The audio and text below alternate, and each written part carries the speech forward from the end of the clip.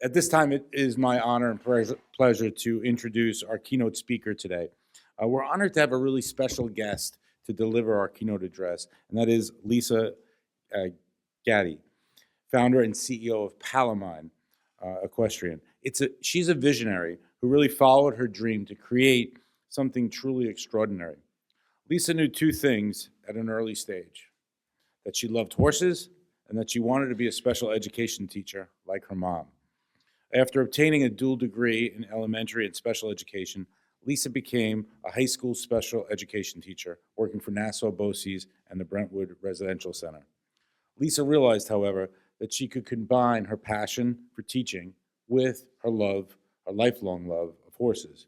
Her inspiration for doing so came from reading Danielle Steele's Palomino, is that right? So, um, in which a main character opens a ranch for children with disabilities after falling from a horse and becoming wheelchair bound herself, transforming her tragedy into triumph.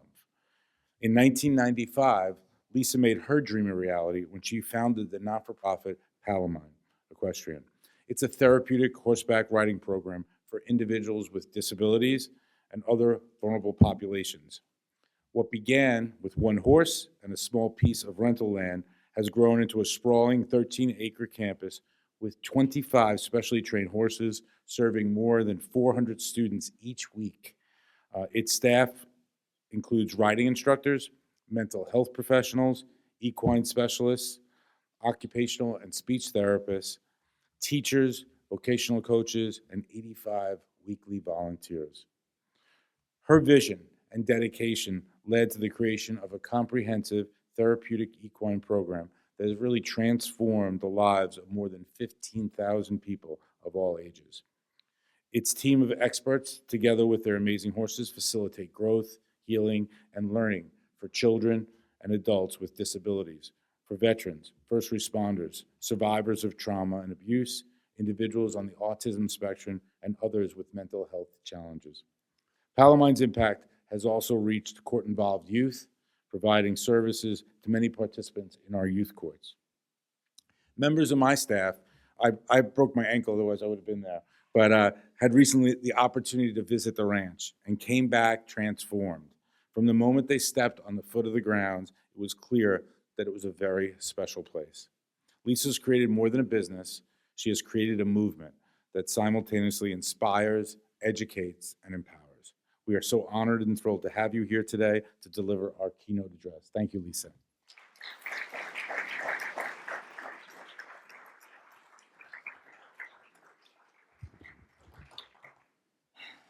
Good afternoon. I'm truly honored to stand before all of you today and very, very humbled to have been asked to provide the keynote, especially because it goes hand in hand with the inaugural award in memory of beloved Honorable Judge Mary Werner. I remember sitting in her courtroom during a leadership class I was taking years ago, being enamored by her grace and her spirit and her no-nonsense attitude and compassion for others. I remember thinking to myself at that moment, this woman embodies the quote, "To whom much is given, much is expected." And boy, did she deliver on that. In thinking about my own journey, I have always wanted to make a difference. Serving others was just something that felt very comfortable to me. As a young girl growing up with horses, I felt as if I was always fortunate to have them in my life, knowing others couldn't.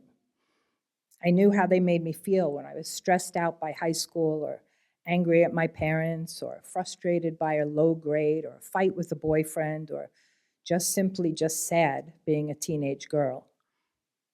It was my time with my horse that shifted me to a more calm, a more positive, and definitely a more happy place.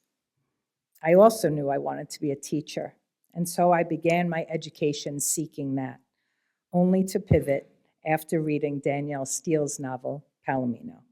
And in that novel, as you just heard, that main character took a really tragic fall off of her horse, leaving her paralyzed and in a wheelchair.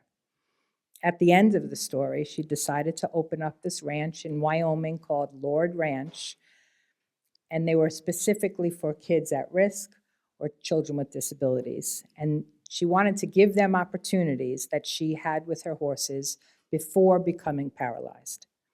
Something stirred again in me. I was a freshman in college, but it was at that moment I knew what I was going to do with the rest of my life. I too was going to open up a ranch just like the main character did in Steele's novel. And so, after years of education, both in special ed and business, Palamine was created in 1995. And I was still teaching at this point. As you just heard, Medina Heights, Brentwood Residential Center, and CDC, what many people referred to as the whole. The teens who are often labeled the rotten kids, juvenile delinquents, some even said they weren't even worth teaching. Now, they certainly were the most challenging to teach, but they needed us the most. It was those kids that needed us to teach them. These students became Palamine's very first volunteers. They were given a chance to see others who were struggling with different things than they were. Children who maybe couldn't walk or talk, or independently even toilet, or see or hear. Children who needed them to help them feel safe. And the horse was the level playing field of it all. Horses never ask our kids what's the matter, or what they got locked up for, or suspended for. They never expect our kids to explain or justify how they're feeling, or even pretend that they're fine. They are truly what it means to be non-judgmental. They simply feel us. Horses are prey animals, so they naturally read the things we don't say, we aren't saying, the stuff we carry, or the secrets we're trying to hide. Somehow, our horses just know. There's so many articles now in news about equine-assisted therapy, and they speak about our bodies shifting when we're close to the horse, or how our breathing slows down, how our shoulders drop, and even our heartbeat beginning to follow the rhythm of theirs as we stand right next to them. All of this is 100% true. Now think about our youth being in the presence of these magnificent animals. Palamine began its journey, and when I think about the words, leading the change and women shaping a sustainable future, I cannot help but think about the continual human transformations that I've been blessed to be a part of for 31 years. It's our job to pass the torch, to be a role model from what we want for our youth to be like. And that will continue to lead this change.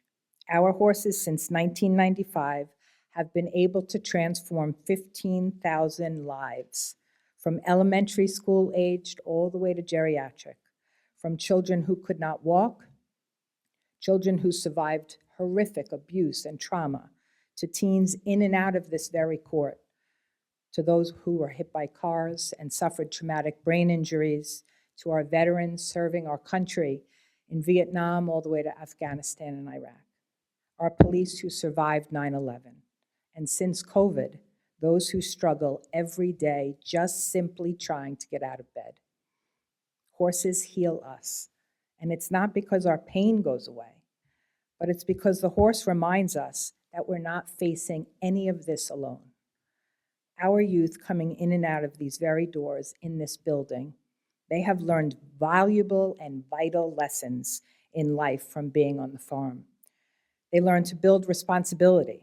They develop empathy, which in turn helps reduce recidivism and improve their social skills. They learn what it truly means to be accountable through their interactions with their equine partners. They build character and learn discipline just through caring for the herd, often for the very first time. When they soften, they learn to care for others who have different struggles than they do. And this is where everyone sees everything come full circle.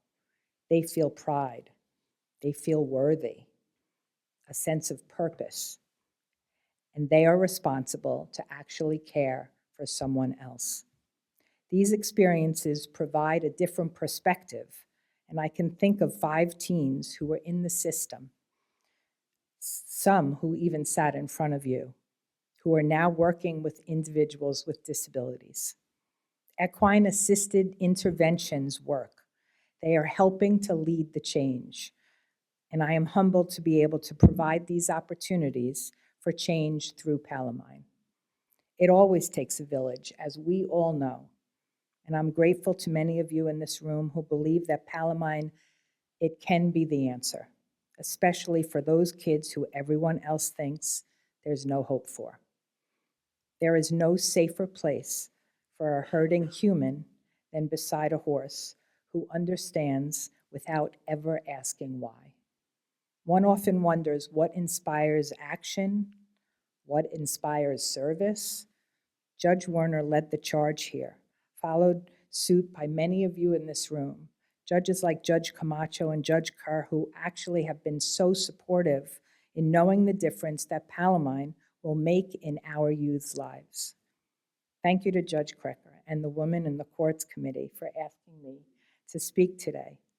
And I wish I only knew your mom and Judge Whalen.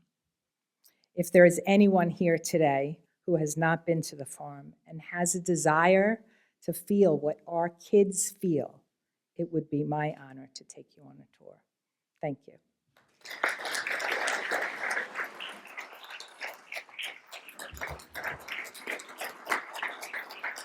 Thank you, Lisa. I'm going to call up Judge Lencioni, who has a special gift to present to Lisa Gatti.